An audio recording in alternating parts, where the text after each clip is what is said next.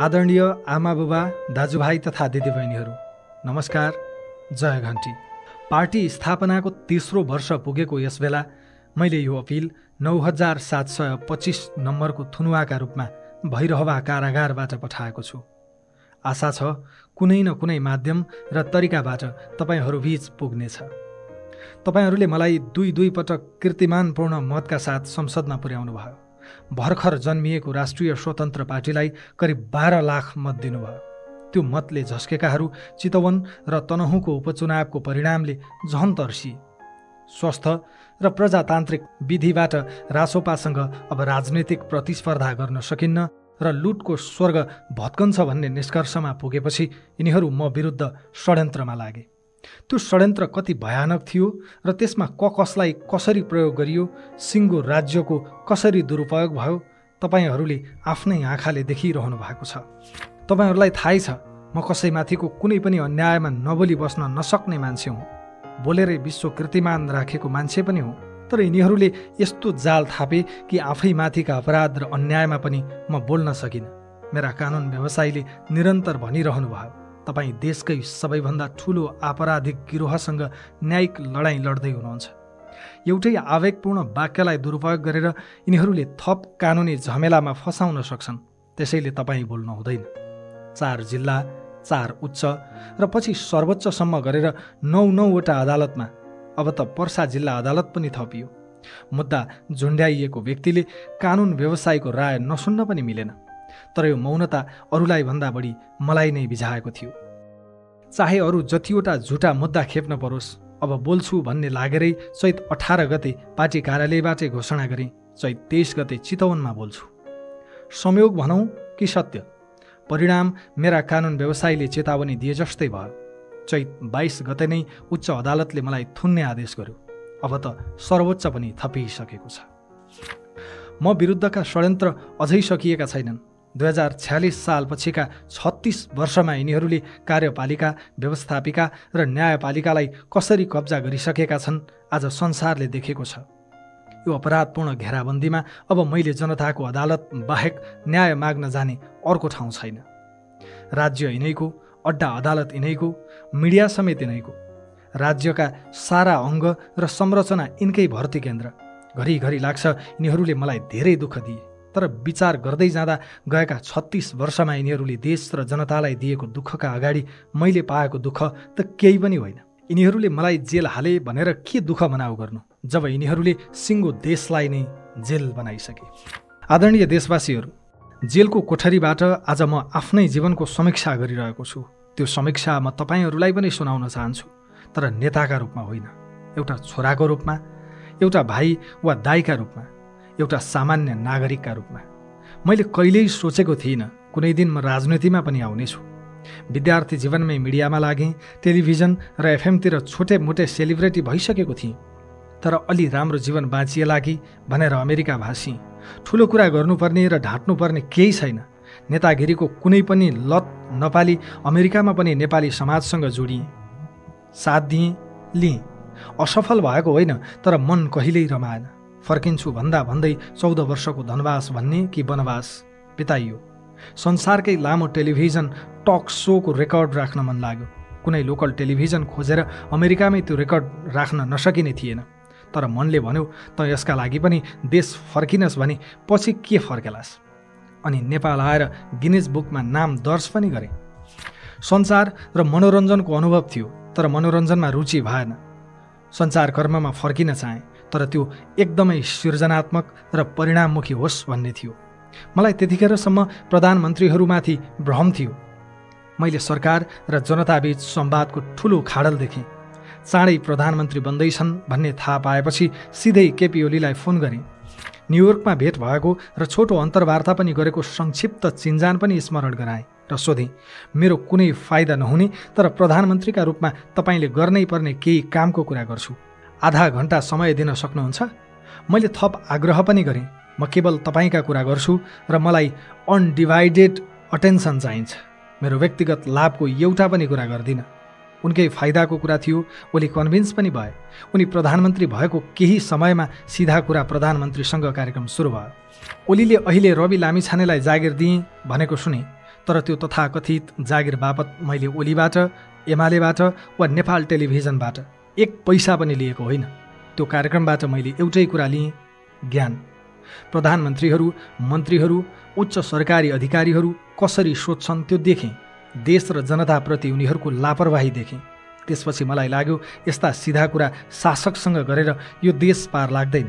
परिणाम खोज्ने हो भने सिधा कुरा त जनतासँग पो गर्नुपर्छ। अनि सुरु भयो सिधा कुरा जनतासँग कार्यक्रम।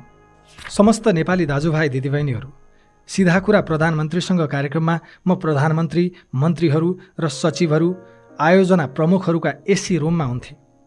त्यतिखेरका कार्यक्रम हेर्नुहोस् त, रवि लामिछानेको भाषामा आक्रोश छैन। म इमानका साथ भन्छु, त्यतिखेरसम्म मैले जनताको वास्तविक पीडा र समस्याको भेउ पाएकै थिइनँ। म त सरकारी तथ्याङ्कहरूमा देखिने विकासकै वरपर घुमिरहेको थिएँ। त्यसैले ममा ठुलो आक्रोश र असन्तोष पनि थिएन। म पनि अरू मूलधारका सम्पादक जस्तै शान्त सुनिन्थेँ। तर सिधा कुरा जनतासँग पछि बल्ल मेरो यो देश र जनताको सत्यसँग सामना सुरु भयो। बोक्सीको आरोपमा मुखमा दिशा कोचाइएकी लक्ष्मी परियारका लगलगी कामेका नाबालक छोराको चित्कार सुने। बोक्सीकै आरोपमा सिङ्गो गाउँबाट निर्घात कुटिएकी राधा चौधरीको आँगनमा पुगे। खाडीमा बेचिएकी कविता तामाङले मालिकको यौन हिंसाबाट बच्न लाइभ कार्यक्रममै आएर हार गुहार मागिन्। एउटै घरको पल्लो कोठामा साथीमाथि भएको जबरजस्ती यौन दुर्व्यवहार देखेकी अर्की चेली इराकदेखि लाइभ आइन्। म स्टुडियोमा मात्र बसिन, सुपरभाइजरको यौन शोषणका कारण अबुधाबीमा आत्महत्या गर्न बाध्य भएकी अष्टमी गुरुङको न्यायका लागि अबुधाबीदेखि गोरखा आरुघाटसम्म पुगे। सिङ्गो गाउँलाई मिटर ब्याजको पासोमा पारेका श्याम परदेशीको अत्याचारको स्थलगत रिपोर्टिङ गरे। ऋण मिनाहा गर्ने शर्तमा गाउँलेका ससाना छोरीहरूलाई आफूसँग रात बिताउन पठा भन्ने घृणित साहुकारहरूसँग जवाफ मागे। मेरो सञ्चारकर्म अलपत्र पूर्वाधार, खुल्लम खुल्ला घुसखोरी, सरकारी अड्डामा नागरिकले पाएको शास्ति, विभिन्न हिंसा, विभेद, ठगी र अपराधको शिकार भएका आम जनताको आँसु र चित्कारतिर सोझियो। विदेशमा समेत ठगिएर जागिर गुमाएर अस्पताल भर्ना भएका, जेलमा कुजिएर बसेका सयौं नेपाली दाजुभाइ दिदीबहिनीका पीडाले दिमाग रन्थनिन्थ्यो। म मान्छु टेलिभिजनमा मेरो स्वर चर्कै सुनियो। सञ्चारकर्मीको रूपमा म उच्च पदस्थहरूको डिनरबाट फर्केर समाचार पढ्दिनथेँ। लुटिएका, ठगिएका, हेपिएका आम जनताका अर्तनाद, चित्कार र क्रन्दन सुनेर स्टुडियो छिर्थेँ। अनि स्वर कसरी नरम हुन सक्थ्यो? देशको व्यथिति देखेर म यति द्रवित भएँ कि मैले सर्वस्व त्यागेर ज्यानको बाजी थापेर भए पनि विवेकको लडाईँ लड्ने निर्णय गरेँ। अनकन्टार जङ्गलमा महिनौँ हिँडेर जीवनै हत्केलामा राखेर र दलाललाई 1,40,00,000 तिरेर सयौं नेपाली अमेरिका गइरहेकै बेला मैले अमेरिकी दूतावासलाई उल्टै 3.5 लाख बुझाएर अमेरिकी पासपोर्ट ससम्मान फर्काइदिएँ। त्यति बेला मसँग देश विदेशका समस्या लिएर हरेक दिन 50औं निमुखा र निरुपाय नागरिक फोन वा प्रत्यक्ष संवादमा आउँथे।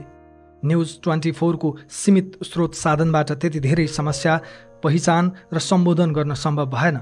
म विकल्पको खोजीमा रहेका बेला अलि स्रोत सम्पन्न मानिएका हिमालय र AP1 का मालिक सम्पर्कमा आए। उनीहरूसँग सम्झौताको ड्राफ्ट आदान प्रदान हुँदै थियो। यही सेरोफेरोमा एउटा समाचारको सन्दर्भमा एकपटक मात्र चिन्जान भएका पूर्व DIG छविलाल जोशीले मलाई अलिक ताकेता नै गरी जीवी राईसँग भेटाए। उनीहरू ठुलो लगानीमा गुणस्तरीय टेलिभिजन खोल्दै रहेछन्। मिलेर काम गरौँ भने 15% सेयर दिने भए। मैले कुनै आर्थिक दायित्व बोक्न नपर्ने गरी लिखित सम्झौता नै गरियो। समाचार र कार्यक्रमको जिम्मेवारी मेरो र आर्थिक जिम्मेवारी जीवी राईको रहने कुरा सम्झौता पत्रमा स्पष्ट पारियो। सम्झौतामा पहिलो पक्षका रूपमा जीवी राईले, दोस्रो पक्षका रूपमा मैले र साक्षीका रूपमा छविलाल जोशीले हस्ताक्षर गर्यौं। यसरी ग्यालेक्सी 4K टेलिभिजनमा जोडिए। यसअघि जीवी राईको 7 पुस्तासँग र उनी सम्बद्ध कुनै व्यापारी, व्यवसायी, परिवार, आफन्तसँग मेरो 7 पुस्ताको नातागोता, चिन्जान, भेटघाट, सम्पर्क, व्यापार, व्यवहार केही थिएन। आदरणीय दाजुभाइहरू, न्युज 24 को तुलनामा म एउटा कार्यक्रममा सिङ्गो स्टेसनको नेतृत्वकर्ता भएँ। स्टुडियो सानोबाट विशाल भयो। सञ्चारकर्मीको सञ्जाल अझ ठुलो भयो। टेलिभिजनको स्क्रिन अझ उज्यालो भयो। तर मैले थाहा पाएँ, जतिसुकै ठुलो टेलिभिजन भए पनि गैर जिम्मेवारले शासन गरेको देशमा बढीमा कराउन मात्र सकिन्छ, बदल्न केही सकिन्न। यो देशमा जिम्मेवारीमा भएकाहरूलाई कराएर, सम्झाएर र नागरिकका पीडा देखाएर केही फरक पर्दैन। सञ्चारकर्मकै बीचमा मैले सप्तरीमा 52 मुसहर परिवारको बस्ती र दुर्गम कालीकोटमा 15 बेडको सुविधा सम्पन्न अस्पताल निर्माणको नेतृत्व पनि नलिएको होइन। विदेशमा अलपत्र कैयौँ नेपालीको उद्धार नगरेको पनि होइन। कोभिड महामारीमा विपन्न नागरिकसम्म अक्सिजन र खाद्यान्न पुर्याएकै हो। यी कुरालाई उपलब्धि मानेर म आत्मरतिमा रमाउन पनि सक्थेँ।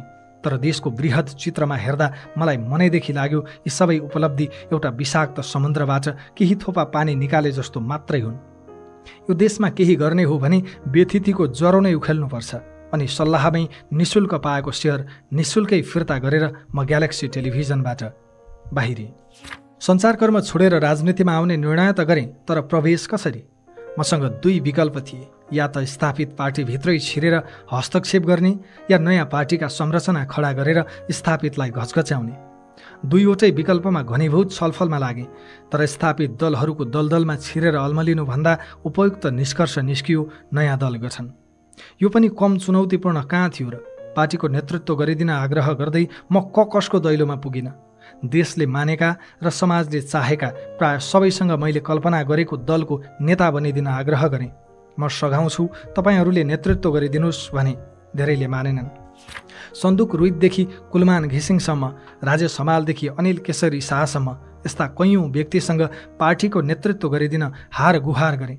कसैले विश्वास नगरेपछि मात्रै म आफै सभापति भएर पार्टी दर्ता गरेको हुँ। पार्टी खोलिसकेपछि पनि नेतृत्व लिनुहोस् वा कम्तीमा पनि उम्मेद्वार बनिदिनुहोस् भनेर मैले कैयौँ ढोकाहरू ढकढकाएँ, तर मेरो चुनाव प्रचारको समय नष्ट मात्रै भयो। धेरैले मानेनन्। जनताले रासोपालाई चौथो ठुलो पार्टी बनाए। करिब 11% समानुपातिक मत पायौँ। नयाँले पनि के नापे भनेको सुनिन्छ कहिलेकाहीँ। हो, अपेक्षा गरे जति नभएको पक्कै होला, तर म सोध्न सक्छु, परिवर्तनका लागि जनताले दिएको मत पार्टी सभापतिका रूपमा रवि लामिछानेले व्यापारी र माफियालाई बेच्यो त? समानुपातिक मत भनेको नेतालाई बेचेको मत जस्तो बुझिन्थ्यो। नेताले या परिवार, नातागोता र दासहरूलाई सांसद बनाउँथे या व्यापारीलाई बेच्थे। त्यस्तै गर्यो त रासोपाले। प्रत्यक्षमा जस्तै रासोपाले आफूले पाएको समानुपातिक मतमा पनि जनताका सबैभन्दा प्रतिबद्ध प्रतिनिधि छान्यो। म गर्वका साथ सोध्न सक्छु, एसिड आक्रमणमा परेकी बिन्दवासिनी कंसकारलाई कहिल्यै संसदमा लैजान्थे यिनीहरूले? परदेश छोडेर फर्किएकी सुमना श्रेष्ठ यिनीहरूको पार्टीमा कहिल्यै अटाउने थिइन्? स्थापित भनिएकाहरूले कहिले दिन्थे मनिष झा र सन्तोष परियारहरूलाई पालो? देशको अर्थतन्त्र जर्जर हुँदा समेत डाक्टर स्वर्णिम वाग्ले जस्तो विश्वले मानेको अर्थविदलाई लत्याएकाले कहिले चिन्थे डाक्टर चन्दा कार्कीहरू? यिनीहरूले कहिल्यै प्रत्यक्ष निर्वाचनमा उतार्थे त तोसीमा र सोभिता जस्ता भरभराउँदा युवाहरूलाई? माफियालाई टिकट बेच्नेहरूले कहिल्यै मौका दिन्थे त हरि ढकालहरूलाई?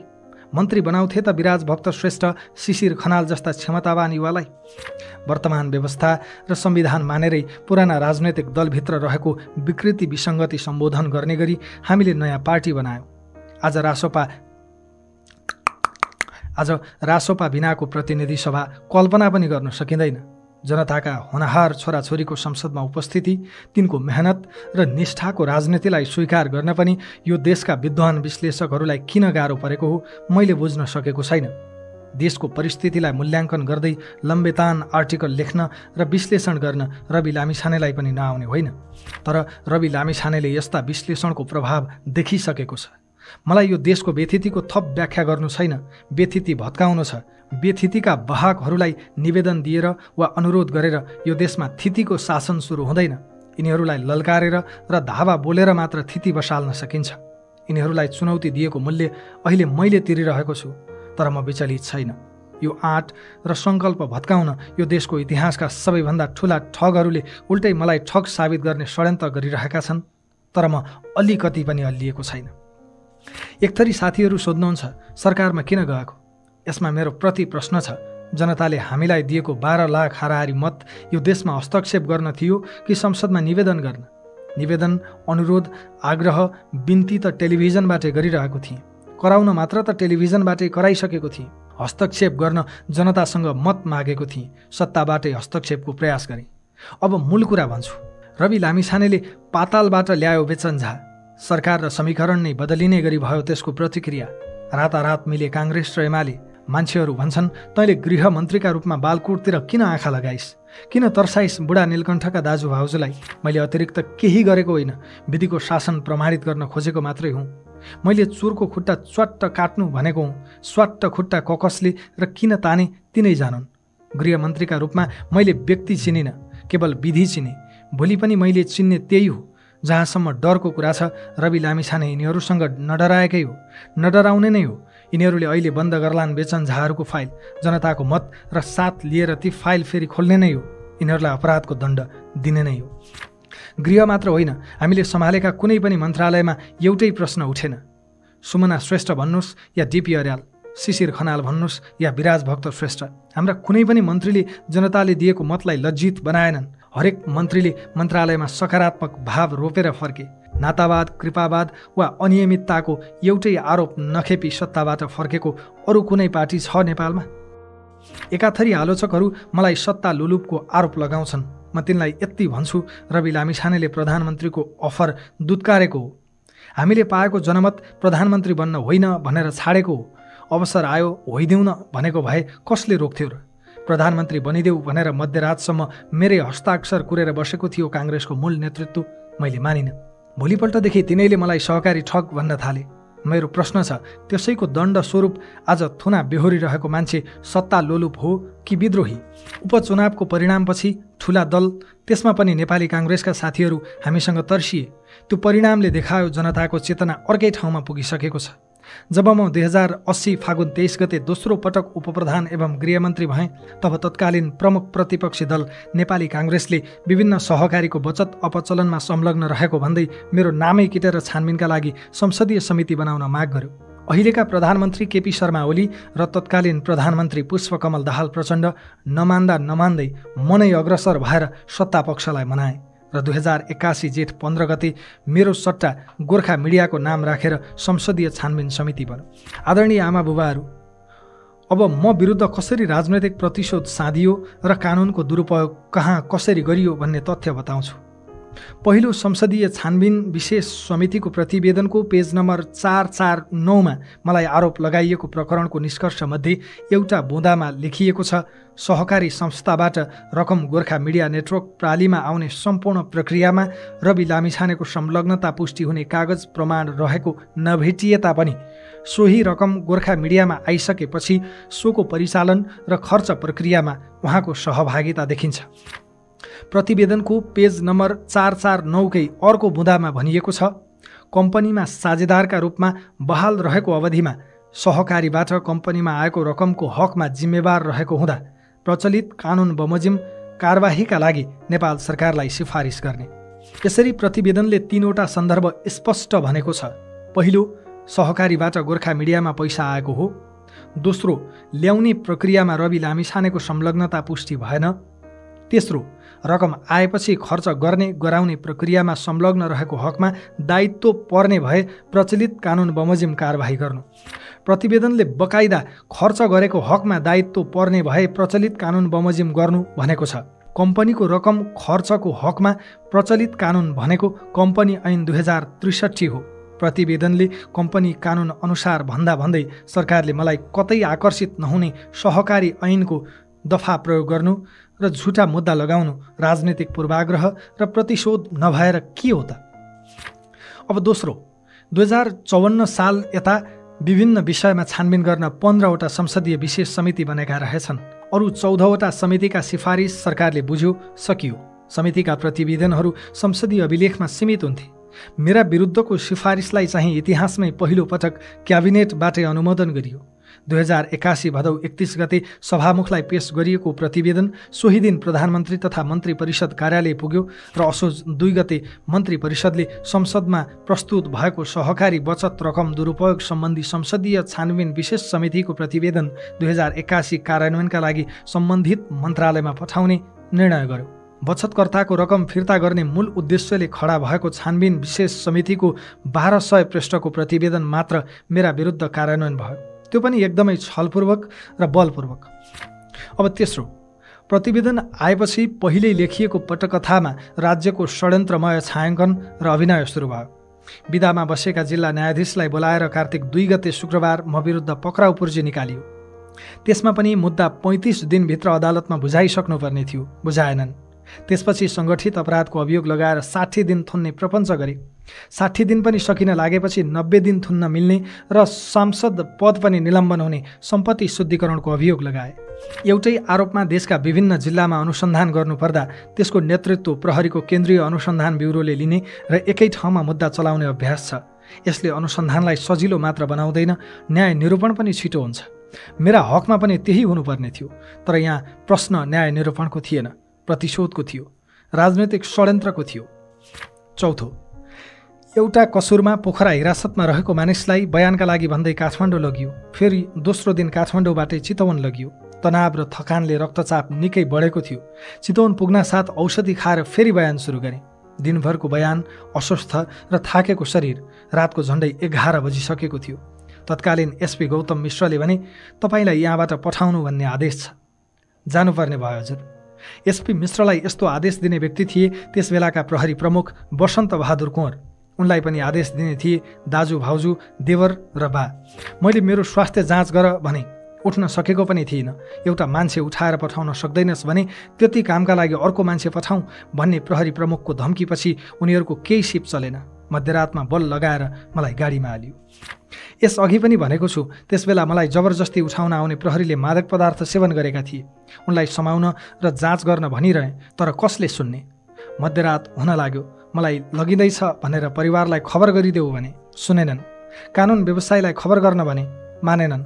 मध्यरातमा त्रिशुलीको बाटो परिवारलाई समेत खबर नगरी मलाई कहाँ पुर्याउन हिँडाइएको थियो थाहा थिएन।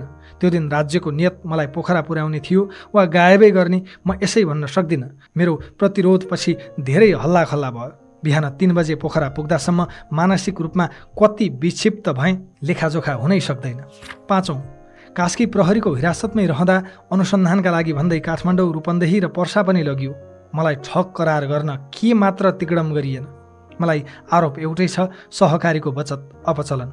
अनि अभियोग चाहिँ थरीथरीका, कतै सहकारी ठगी, कतै ठगी मात्र, कतै सङ्गठित ठगी, कतै सङ्गठित अपराध।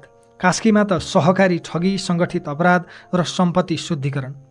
बैंक खातामा 7 लाख चान्चुन पैसा भएको मलाई पुर्ख्यौली जाय जथा समेत देखाएर मेरी श्रीमती निकितालाई समेत प्रतिवादी बनाएर सम्पत्ति शुद्धिकरणको मुद्दा लगाइयो। देशवासीले थाहा पाउनुपर्छ, जिल्ला प्रहरी कार्यालयबाट सहकारीसँग जोडिएर सम्पत्ति शुद्धिकरणको समेत मुद्दा खेप्ने पहिलो नेपाली नै यिनीहरूले रवि लामिछानेलाई बनाएका छन्। छैठौं, सहकारीका सञ्चालक नै रहेका काङ्ग्रेस एमालेका नेतामाथि के भयो, के गरियो? घरमै बसेर फरार भएकी काङ्ग्रेस सांसद माया राई स्वर्णलक्ष्मी सहकारीको तत्कालीन सहसचिवलाई खुलेआम संसद छिराएर हाजिर गर्न दिएर फर्काइयो। संसद छिरेपछिको जनदबाव थेक्न नसकेर मात्रै उनलाई पक्राउ गरिएको हो। केही दिनमै अदालतले जम्मा 10 लाख दरौटीमा छोडिदियो। काङ्ग्रेस उपसभापति धनराज गुरुङलाई सामान्य सोधपुछमै टारियो। एमाले नेता ऋषिकेश पोखरेलकी पत्नी अञ्जला अदालतमा हाजिर भएकै दिन सामान्य धरौटीमा छुटिन्। अझ अचम्म त सरकारी पक्ष उनीहरूका हकमा पुनरावेदन गर्न पनि गएन। मेरो हकमा के गरियो सर्लङ्ग छ। सातौं, सहकारी ऐन अन्तर्गतको कसुरमा 90 दिनभित्र अदालतमा अभियोग पेश गरिसक्नुपर्ने हदम्याद हुन्छ। म विरुद्ध 2080 माघ 22 गते जिल्ला प्रहरी कार्यालय कास्कीमा जाहेरी परेको दाबी गरियो। त्यो दाबी सत्य नै थियो भने त्यसको 90 दिनभित्र अर्थात् 2081 को जेठ 10 गतेभित्र अनुसन्धान सकेर जिल्ला अदालतमा मुद्दा लगिसक्नुपर्ने थियो। अनुसन्धानका लागि भन्दै 2081 कार्तिक 2 गते पक्राउ गरिएको मलाई 84 दिन हिरासतमा राखेर 2081 पुष 7 गते मात्रै कास्की जिल्ला अदालतमा मुद्दा दर्ता गरियो। कानुनमा तोकिएको हद म्याद नागी मुद्दा दर्ता गर्नु देवानी र फौजदारी कानुनको सामान्य सिद्धान्त विपरीत त थियो भने विशिष्टकृत कानुन सहकारी ऐनमा हदम्यादको व्यवस्था हुँदाहुँदै सामान्य कानुन मुलुकी अपराध संहिता 2074 को दफा 249 अनुसार मुद्दा चलाउन खोज्नु व्याख्यात्मक कानुनको सिद्धान्त प्रतिकूल पनि थियो। अनुसन्धान र अभियोजनमा हकदैया, क्षेत्राधिकार र हदम्याद एकदमै महत्त्वपूर्ण विषय हुन्। तर म विरुद्धको मुद्दामा यी तीनै विषयको पूर्णतः व्यवस्था गरियो र कानुन अनुसार चल्दै नचल्नुपर्ने र चल्नै नहुने मुद्दा चलाइयो। 8औं, चैत 22 गते उच्च अदालत तुलसीपुरको बुटवल इजलासले मलाई थुनामै पठाउने निर्णय गर्यो साँझ 7:30 बजेतिर। त्यसको केही मिनेट नबित्दै प्रहरी मलाई पक्राउ गर्न आइपुग्यो बेडरुममै। त्यस क्रममा प्रहरीले ज्यादती मात्रै गरेन, अन्तिम इच्छा नै सोध्यो। पक्राउ पुर्जी समेत लिएर नआएको प्रहरीले मेरो बेडरुममै बसेर पुर्जी बनायो। पक्राउ गर्न आएको काठमाडौँ उपत्यका अपराध अनुसन्धान कार्यालयको टोलीले दिएको पुर्जीमा अदालतको अनुमति पत्र बमोजिमको पक्राउ पुर्जी लेखियो, जबकि उनीहरूसँग अदालतको अनुमति पत्र नै थिएन। जिल्ला प्रहरी परिसर काठमाडौँले सोही दिन चैत 22 गते दिएको पुर्जीमा फैसला कार्यान्वयनको आदेश अनुसार प्रहरी अनुसन्धानमा राखी अनुसन्धान गर्नुपर्ने भएकाले लेखियो। फैसला कार्यान्वयनका लागि न अनुसन्धान गर्नुपर्छ न हिरासतमा राख्नुपर्छ, थुनामा पठाउने हो। भैरवा पुर्याएपछि जिल्ला प्रहरी कार्यालय रूपन्देहीले दिएको पुर्जीमा कार्यालयको प्रहरी हिरासतमा राख्नुपर्ने भएकाले लेखियो। पक्राउ एउटै, तर प्रहरीको युनिट पछि पक्राउको कारण फरक फरक। चैत 22 गते पक्राउ गरेको प्रहरीले 25 गते बिहान मात्रै रूपन्देही जिल्ला अदालत उपस्थित गरायो र बल्ल अदालतले थुनुवा पुर्जी दियो। थुनुवा पुर्जी दिनु अघिको मेरो पक्राउ पूर्णतः गैर कानुनी थियो, तर सिङ्गै देश गैर कानुनी सिन्डिकेटले चलाएको बेलामा एउटा व्यक्तिको मौलिक अधिकारले कति पो महत्त्व राख्छ र? राज्यका सबै अङ्ग तिनैका भर्ती केन्द्र भएको देशमा न्यायका लागि ढकढकाउन कुनै ढोका छ कि छैन भन्ने आशंका कसरी हट्छ? आदरणीय आमाबुबा, दाजुभाइ तथा दिदीबहिनीहरू, जसको निवेदनलाई मोहरा बनाएर ममाथि झुटा मुद्दा खडा गरियो, तिनले सार्वजनिक रूपमै भनेका छन् हामीले रवि लामिछाने थुन्न निवेदन दिएका होइनौँ। हामीले दिएको निवेदनमा रवि लामिछानेको नाम नै छैन। बचत फिर्ताको मागमा दिएको निवेदनलाई प्रहरीले नै दुरुपयोग गरी रवि लामिछानेतर्फ सुझ्याएको भनेर निवेदकले नै भनेको तथ्यमा न्यायालयले पनि आँखा चिम्लिनुलाई म सामान्य मानौँ कि असामान्य? मेरै निवेदनलाई देखाएर रवि लामिछानेलाई थुनेको भए म त्यो पापको भागीदार बन्दिनँ भनेर निवेदककर्ताले सार्वजनिक रूपमा भन्दा पनि त्यसको सुनवाई हुन्न भने यो विधिको शासन हो कि जङ्गलराज? मेरो कार्यकालमा ग्यालेक्सी टेलिभिजनमा जीबी राईले गरेको लगानीको स्रोत हेटौँडाको जग्गा बिक्रीबाट आएको पैसा हो भनेर कम्पनीको अडिट रिपोर्टमा बकाइदा उल्लेख छ। अडिट रिपोर्टमै भनेपछि यो देशमा व्यावसायिक साझेदारको सम्पत्तिको स्रोत खोज्न को गएको छ र जान्छ? न कानुनले नै खोज्नुपर्छ भन्छ, न अधिकार हुन्छ साझेदारलाई। टेलिभिजन सुरु भएको 1.5 महिनामै छविलाल जोशी अमेरिका गए। जीबी 7 देशमा रहेका कम्पनीका मालिक हुँ भन्थे, नेपालमा भेटिँदैनथे। काम रोक्न भएन, कर्मचारीको तलब रोक्न भएन, आर्थिक कारोबार रोक्न भएन। 7 महिनाभित्र टिभी खोल्ने सम्झौताको बुँदामा हस्ताक्षर गरेको छु। म फिल्डमा पनि गइरहन्थेँ। लेखाका साथीहरू चेकमा सही गरेर छाडिदिनुहोस् न सर भन्थे। त्यही बेला कोरोनाको दोस्रो भेरिएन्ट चलिरहेको थियो। त्यसमाथि पैसा जीविकै, दायित्व जीविकै, लेखापाल जीविकै। जीवीको आर्थिक कारोबारमा त्यो बेलासम्म कहीँ कतै प्रश्न उठेको पनि थिएन। कम्पनीमा रवि लामिछानेले कुनै आर्थिक दायित्व लिने छैन भनिएको लिखित सम्झौता छँदै थियो। त्यस्तो प्रबन्ध निर्देशकसँग मुख्य लगानीकर्ताले भनिसकेपछि चेकमा सही गर्दिन भन्न सक्ने नैतिक आधार पनि हुँदैनथ्यो, थिएन। ती मध्येका केही चेकहरू भविष्यमा म विरुद्ध षड्यन्त्रका ठुला हतियार हुन्छन् भनेर त्यतिखेर मैले कसरी कल्पना गर्नु? 3 वर्षपछि 1 ट्रक कागजहरू खोतलेर हेर्दा जीवीको निजी खाताबाट सम्झौता बमोजिमकै पैसा मेरो निजी खातामा आउँदा जीवीले आफ्नो खातामा सहकारीबाट पैसा ल्याएको रहेछ भन्ने पत्ता लाग्यो। मेरो मानवीय क्षमताले जीवीको व्यक्तिगत खातामा कहाँबाट पैसा आएर बसेको छ भनेर देख्न सक्थ्यो र? यो दुनियाँमा कसैको ह्युमन क्यापासिटीले भ्याउने कुरा हो त्यो? रवि लामिछानेले अर्बौं ठगेको प्रमाण हामीसँग छन्, आफै निवेदन दिएर सहकारीबाट पैसा निकालेका प्रमाण छन् भनेर संसदमा सादा कागज देखाउँदै गर्जेका नकचराहरूले अहिलेसम्म के दिए त प्रमाण? यिनले महिनौँ लगाएर खोजे, तर कुनै एउटै सहकारीमा रहेछ त रवि लामिछानेको ऋण पाऊँ भन्ने एउटै निवेदन? कुनै सहकारीमा भेटियो त रवि लामिछानेको एउटै हस्ताक्षर? कुनै सहकारीमा रहेछ त रवि लामिछाने पदाधिकारी, सदस्य, कर्मचारी? पदाधिकारी, सदस्य, कर्मचारी नै नभई कसैले ठग्न सक्छ त सहकारीलाई? अनि पदाधिकारी नै रहेकाहरूलाई अदालतले 2-4 लाख धरौटीमा छोडेको देशमा म सहकारीमै नजोडिएको मान्छेलाई यतिसम्म प्रताडित गरेपछि देशमा जिउँदो देखिन्छ त कानुन, विधिको शासन र न्याय? यो देशमा नैतिकता छ भन्ने भ्रममा अब म छैन। त्यसैले कसैको मानहानिको दबावमा पनि छैन। यो लोकतन्त्र होइन जहाँ राज्यका अङ्गबीच शक्ति सन्तुलन होस्। यो त सीमित नेताहरूले पछिल्ला 36 वर्षमा तयार गरेको आपराधिक सिन्डिकेट हो, जहाँ हरेक ठाउँमा यिनैका कार्यकर्ता र खेताला छन्। यिनीहरूले राज्यका अङ्गहरूसहित भागबण्डामा पारिएका संवैधानिक निकायहरूलाई समेत एउटै रावणका फरक टाउका बनाइसकेका छन्। अरू संवैधानिक निकाय छोडिदिनुहोस्, न्यायपालिकाकै अवस्था के छ? पूर्व न्यायाधीश सुशीला कार्कीको पुस्तक न्याय पढे मात्रै पनि सर्लङ्ग हुन्छ। न्यायाधीश बन्ने ढोका यिनैले खोल्छन्, यिनैले बन्द गर्छन्। नेताहरूले नचाहे संसदीय सुनुवाई नै नगरेर न्यायाधीश र प्रधान न्यायाधीश बन्न दिँदैनन्। त्यसैले पार्टीकै कार्यकर्ता पनि हुन परेन। रोल क्रममा परेको न्यायमूर्तिले करियरकै बलि चढाएर म बबुरु रवि लामिछानेलाई किन र कसरी दिन्छ न्याय? जति माथि गयो न्यायपालिका त्यति बढी दबावमा किन छ भने न्याय परिषद र संसदीय सुनुवाईका दुई तरबार हमेसा न्यायमूर्तिमाथि छन्। यो काल कोठरीबाट म घरिघरि सोध्छु, आफै यति अन्याय, दबाव र प्रभावमा बाँचेको न्यायपालिकासँग मैले अलि धेरै अपेक्षा राखेर अन्याय पो गरेँ कि? आदरणीय आमाबुबा, दाजुभाइ तथा दिदीबहिनीहरू, मेरा विरुद्धका आदेश लेख्नु अघि इजलासमा किन अस्वाभाविक गतिविधिको शङ्का हुन्छ म आफै चिन्तित छु। अदालतहरूबाट आदेश सार्वजनिक हुनु अघि नै निश्चित मिडियामा कसरी लिक हुन्छ? दिउँसै सकिएका बहस घन्टौँपछि जम्मा 5-7 पेजमै फैसला किन आउँछ? 24 घण्टामा फैसला गरिसक्नुपर्ने बन्दी प्रत्यक्षीकरण जस्तो रिट मेरै हकमा पटक पटक हेर्न नमिल्ने हुँदै 1 महिनासम्म किन लम्बिन्छ? मेरै मुद्दामा जिल्लाकै फैसला सदर भयो भनेर वेबसाइटमा आउँछ अनि एकैछिनमा फेरि मेटेर किन सच्याइन्छ? बुटवलमा आदेश भएको केही मिनेटभित्रै काठमाडौँमा प्रहरी मलाई पक्राउ गर्न बिस्तरासम्मै कसरी आइपुग्छ? आदेशपछि पुरा हुनुपर्ने कानुनी र अदालती प्रक्रिया त परको कुरा। पक्राउका लागि आवश्यक सामान्य कागजात समेत प्रहरीले कसरी मेरै बिस्तरामा तयार गर्ने आँट गर्छ? कसरी र किन सोध्छ अन्तिम इच्छा? म साँच्चै विस्मित छु। आफ्नो भन्दा पनि देशको नियति सम्झेर चिन्तित छु।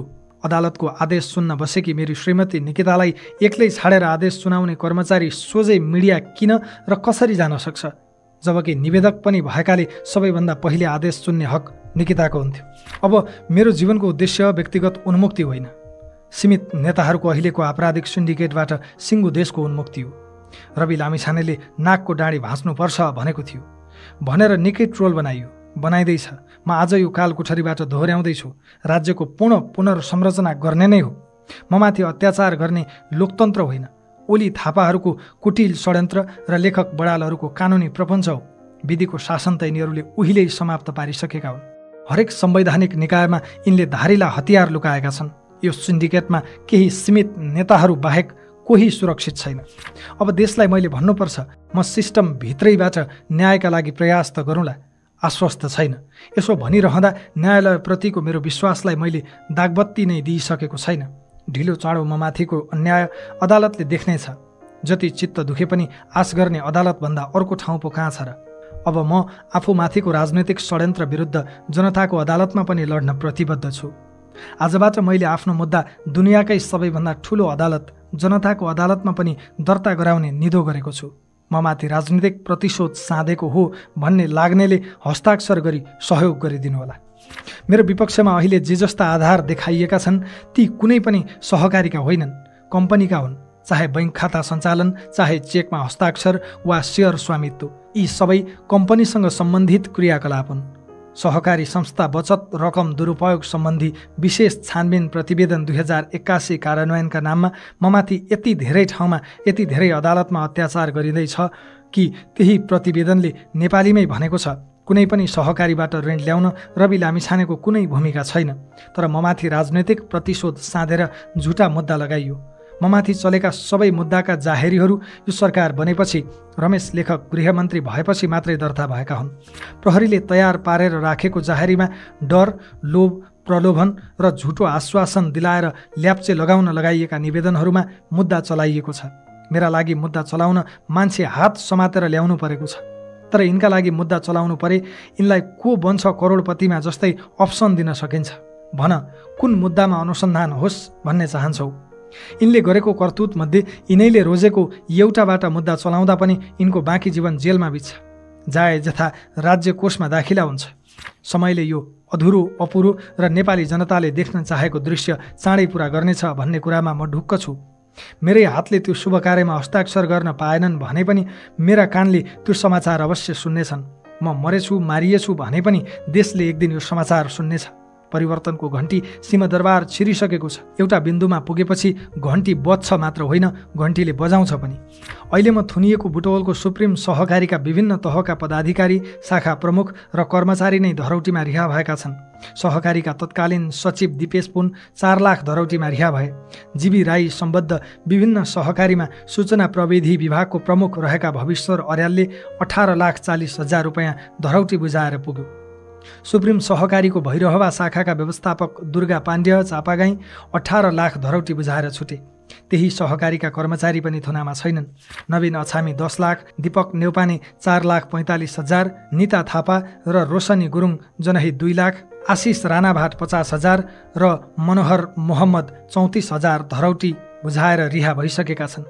सहकारीको सञ्चालक समितिका पूर्व सदस्य मजहर मोहम्मद पनि 1 लाख रुपैयाँ धरौटीमा निस्के। ननिस्केको त त्यही रवि लामिछाने मात्र न हो। सहकारीमा प्रत्यक्ष संलग्नहरू यसरी ससानो धरौटीमा छोड्दा संलग्नै नभएको म चाहिँ थुनामा छु। तैपनि अदालतको मानहानिका डरले आफ्नो पक्ष खुलस्त राख्न सक्दिनँ। कस्तो न्याय हो यो? देशमा सबै सहकारी पीडितले पैसा फिर्ता पाएछन् भने पनि जीवी राई सम्बद्ध सहकारीका बचतकर्ताले कहिल्यै पाउने छैनन्। सुरुमा जीवी राईलाई केवल सहकारी ठगीको मुद्दा थियो। पछि रवि लामिछानेलाई फसाउन जीवीमाथि पनि सङ्गठित अपराध र सम्पत्ति शुद्धिकरणको मुद्दा लगाइयो। जीवी राईले मलेसियाबाट लाखौँ डलर बोकेर फर्केछन् भने पनि हिसाब फरफारक गर्न नपाओस् भन्ने चाहन्छन् यिनीहरू। त्यसका लागि मेलमिलापको ढोका समेत बन्द गर्ने कानुनी प्रपञ्च रचिसकिएको छ। तर म बचतकर्तालाई जेलको बन्द कोठाबाट बाचा गर्न चाहन्छु कि यिनले बन्द गरेको तपाईँहरूको बचत प्राप्त गर्ने त्यो ढोका रवि लामिछानेले चाँडै नै तोड्नेछ र तपाईँहरूको आफ्नो बचत प्राप्त गर्नुहुनेछ। एउटा रवि लामिछानेको शिकार गर्न यिनीहरूले हजारौँ बचतकर्तामाथि गरेको अन्यायको मूल्य एक दिन अवश्य चुकाउनेछन्। आफ्नो मात्र चिन्ता गर्न म यो अपिल पठाउँदै छैन। यिनीहरूले म माथि गरेको अत्याचार देशको अर्थ राजनीतिमाथि गरेको अत्याचारका अघि केही पनि होइन। यो देश यिनीहरूले तपाईँहरूले देखे सोचेभन्दा धेरै बिगारेका छन्। राजनैतिक टाउकेहरू पतित भइसकेका छन्। आफैलाई झोले र दास घोषणा गर्न लगाइएका दलका कार्यकर्ताका लागि राजनीति सेवा होइन, धन्दा भएको छ। खर्चिलो राजनीति धान्न नेताहरू माफियाका खेताला भएका छन्। यिनीहरूले मेरो त केही भेटेनन्, तर मेरै जसरी यिनीहरूको पनि सम्पत्ति छानबिन हुने हो भने सबैजसो जेल जान्छन्। त्यसैबाट जोगिन राज्यका सबै अङ्ग कब्जा गर्नुपर्ने मजबुरी छ यिनीहरूको। संवैधानिक परिषद र न्याय परिषदलाई हतियार बनाएर न्यायालय, अख्तियार, निर्वाचन आयोग लगायतका संवैधानिक संस्थाहरू कब्जा गरिसकेका छन्। निजामती र प्रहरी सेवा त 3 दशक अघि नै दलीयकरणको प्रयोगशाला भएको हो। राष्ट्र बैंक, बीमा प्राधिकरण र धितोपत्र बोर्ड जस्ता आर्थिक संस्थाहरू पनि बिचौलियालाई बेचिएका छन्। तपाईँ मात्र होइन, तपाईँ पछिको पुस्तालाई पनि यिनीहरूले माफियालाई बेचिसके। अब म रहँला नरहँला, तर मेरा केही सङ्कल्प छन्। भ्रष्टाचारको आर्थिक र राजनैतिक अपराधको टेको बनेको वर्तमान संविधान अब संशोधन होइन, पुनर्लेखन हुनुपर्छ। सबै उच्च पदस्थको सम्पत्ति छानबिन हुनुपर्छ। 2046 साल यताका सबै क्याबिनेटका निर्णयको पनि छानबिन हुनुपर्छ। संसदीय अस्थिरताबाट देशलाई मुक्त गर्न प्रत्यक्ष निर्वाचित कार्यकारीमा जानुपर्छ। प्रदेश सभा खारेज हुनुपर्छ। राष्ट्रिय सभालाई चुनाव हारेका नेता र आफन्त होइन, विद्वानहरूको सभा बनाउनुपर्छ।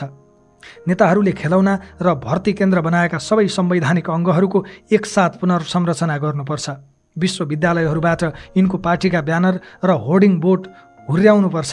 दलै पिच्छेका भातृ सङ्गठनलाई पूर्ण रूपमा खारेज गर्नुपर्छ। राजनीति सफा गरेर र दोस्रो चरणको आर्थिक सुधारको कार्यक्रम ल्याएर युवा रोजगारी, लगानी र उद्यमशीलतामा फड्को मार्नुपर्छ।